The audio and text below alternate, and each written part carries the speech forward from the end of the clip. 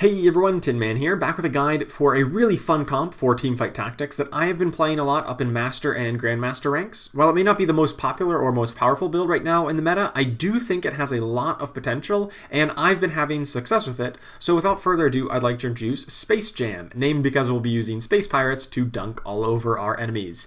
In this guide, we'll cover the core units to the build, along with some additional unit options, the ideal items for each of the key units, the reroll and leveling strategies, positioning, and of course, the most important part, when to play this build, since just blindly forcing builds with no consideration of whether or not it's correct is a recipe for disaster. The build really spikes at level 6 with these 6 units: Darius, Jace, Kassadin, Xin Zhao, Rakan, and Ashe. This combo will give you 2 Space Pirates, 2 Mana Reavers, 4 Celestials, and 2 Protectors. With recent buffs to Darius and 4 Celestials, this build has a massive early and mid-game power spike, letting you easily win streak your way into the late game. It also generates a ton of gold from the kills that Darius and Jace get, further accelerating your lead. The main damage dealers here will be Darius and Jace, since their abilities deal a ton of damage, and they will get most of our spell power and caster-based items. Darius in particular is the more important one to load up, since he does need to hit a certain threshold of damage output to ensure that he is constantly chaining his dunks on his enemies. Xin Zhao and Rakan are there for the perfect synergy with each other, and the fact that this build will be rerolling for a 3-star Darius, so that means you can often pick up other tier 2 units up to 3-star as well, making them a great fit for the build. Xin in particular holds tank items very well and can become a secondary physical damage carry behind the Darius. Ashe and Kassadin are just there to round out some synergies. Kassadin is definitely much better than Ashe in this build, but both of them provide some good AoE CC effects to lock down the enemies. As for additional units, there are a couple options for 7th and 8th units. Most of the time, I'll either put in Wukong for vanguards or Jin for snipers. Wukong is better if you have a 3-star Jace, since the Jace can really use that extra armor, but if you don't have a very strong Jace, or if maybe you're lacking damage output due to a lack of 3-star units or good items, then Jin can increase your damage output substantially even if he doesn't hold too many items himself. Another option is to replace Ashe with Lulu and then add another Mystic like Soraka. This can help a lot against opposing magic damage builds like Star Guardians, which this build does struggle against without proper items, although it's a little hard to consistently get the Lulu because you won't be leveling up until later in the game, so hopefully you can grab a Lulu off the carousel. And finally, Graves, he won't really be played in the mid and late game, but he is important to mention because you will always want to play him early on for that Space Pirate bonus until you can replace him with Jace in the mid game. On to the key items. As mentioned before, Darius will be the most important unit to load up. He needs to hit a critical threshold of damage or else he's just not going to get his resets for his ult, and the entire build can just fall apart. The 2 best items here are Jeweled Gauntlet and Infinity Edge. Gauntlet allows for his spells to crit, and then IE will increase the crit damage, making them a very potent combo. Jeweled Gauntlet is fine on its own, even if you cannot make an IE, but IE is pretty bad on him without the Gauntlet. Ideally, you get both though.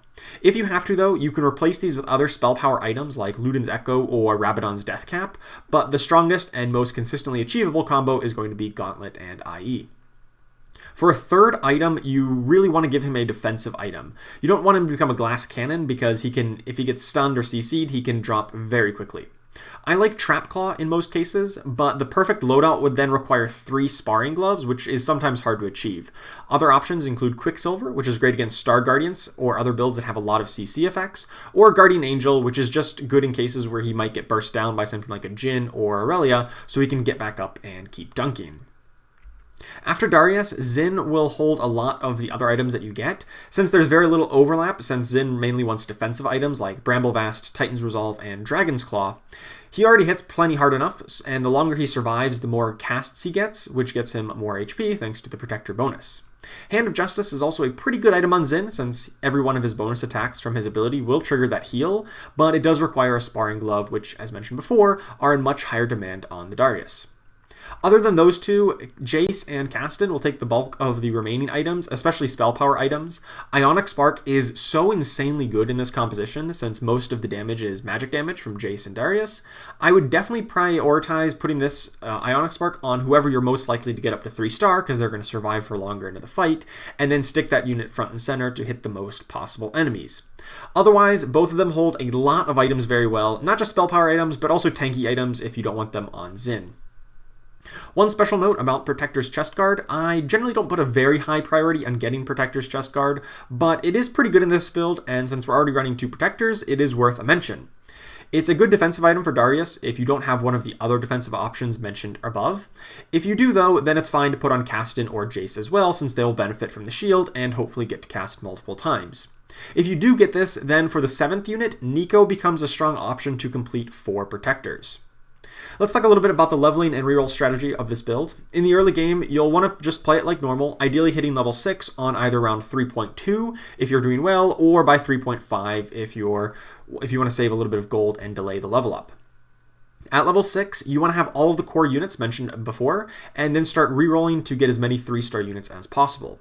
As soon as you hit level 6 though, you can reroll a little bit to make sure that you have all of those core units, and ideally get them up to 2 stars to stabilize your board and start winning. This might mean rerolling a bit below 50 gold just to get settled.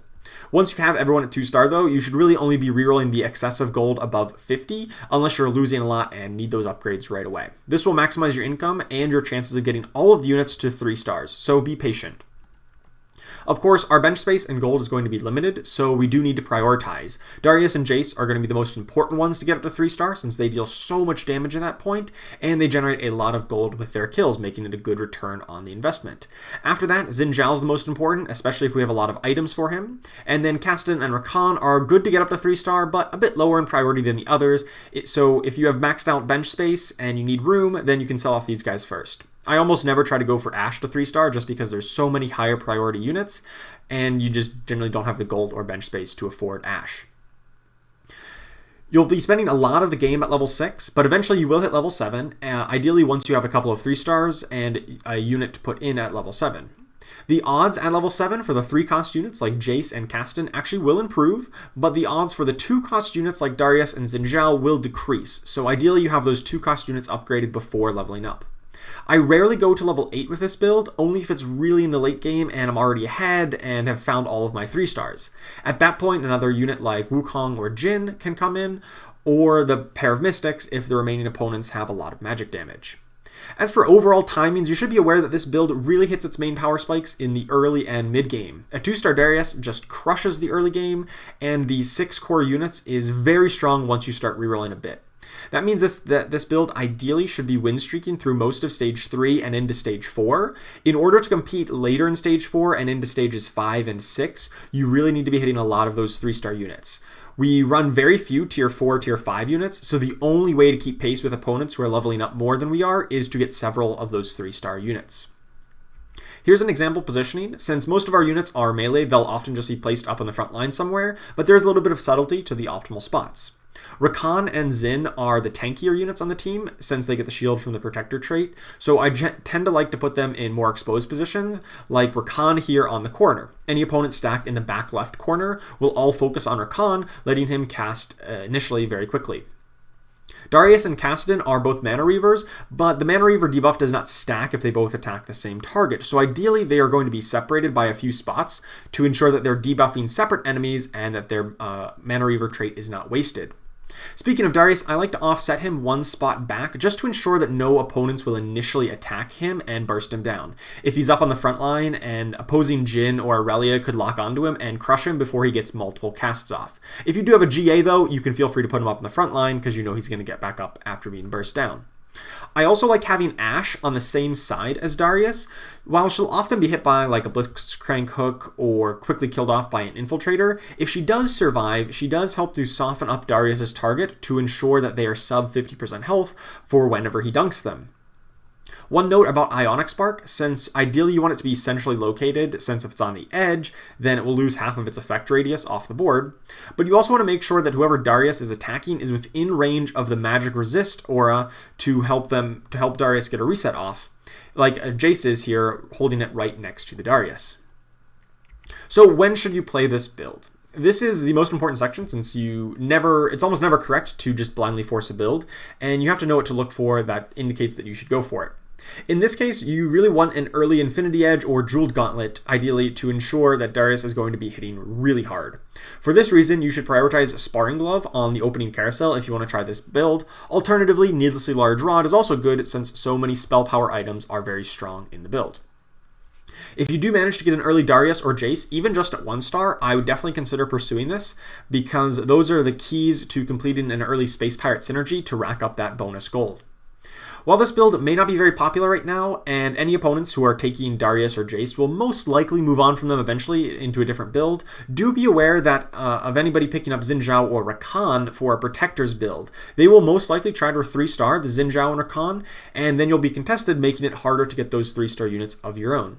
If this build does pick up in popularity, which I hope it does, and then you want to be aware of anybody else going for this strategy, since it will be very hard if somebody else is grabbing your Jaces or Darius, because you really want to get them up to 3-star, and if someone else is taking them, it's going to be much harder. And finally, this is not a very good build on Nicoverse Galaxy.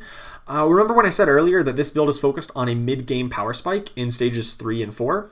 Well, in the Nicoverse, everyone gets 2 Nico's helps to start, and so a lot of opponents are going to get a very quick 2-star tier 4 unit, like Kayle, Jhin, Jinx, or Irelia. This sort of negates that mid-game power spike, since everyone else is also getting a huge power spike if they use their Nico's help on a tier 4 unit. I have had a little bit of success running this on Nicoverse, but it did require finding a Darius before the first PvP round, and then immediately using my Nico's help to get a 2-star Darius right on round 2.1, the first PvP round. This led to an immediate win streak and a lot of bonus Space Pirate gold, pushing me very far ahead in the early game. But in general, if you don't manage to find a Darius or Jace instantly on the Nicoverse, then I would probably avoid this build in favor of one that's focused more on the tier 4 and tier 5 units. And that does it for this guide. I hope you enjoyed it. Please make sure to like and subscribe, and if you want to see more of this type of content, please do consider supporting me by joining the channel. It really does help me out a lot. Big thanks to all of my supporters, and extra special thanks to Lord Tier channel member John Vise. Thank you all so very much for watching, and I will see you next time.